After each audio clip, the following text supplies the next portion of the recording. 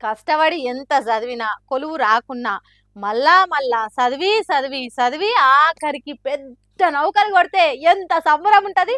చచ్చిపోయిండనుకున్న మనిషి 2, 3 ఏండ్ల తర్వాత తిరిగొస్తే ఇంకెట్లుంటది?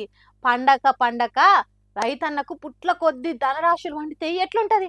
ఆనందానికి హద్దులుంటాయి గదా! అగో గసొంటి సంబరమే ఇగో గీ రైతన్నకు గలుగుతున్నది.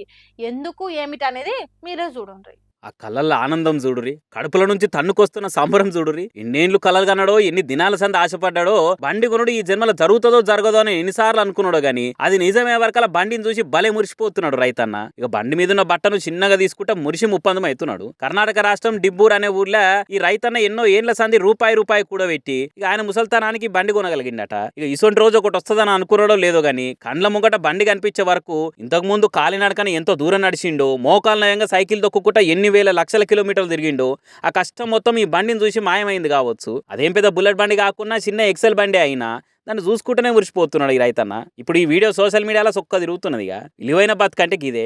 గొప్పల కోసం అప్పులు పోయి తిప్పలు పడుడు కంటే కష్టపడి సంపాదించిన పైసలతోనే కొనుక్కునుడే అసలైన బ్రాండ్. బ్రాండ్ అంటే బట్టల్లా బందోబస్తు సామాన్లలో కాదు, బ్రాండ్ అంటే బతుకుట్లు ఉంటది అనేది చూపించిండే రైతన్న అనుకుంటా మస్తు కామెంట్లు పెడుతున్నారు ఈ వీడియో చూసిన నెటిజన్లు. మరి చూసినాక మీకేమనిపించింది అనేది కామెంట్లు పెట్టుర్రిగా.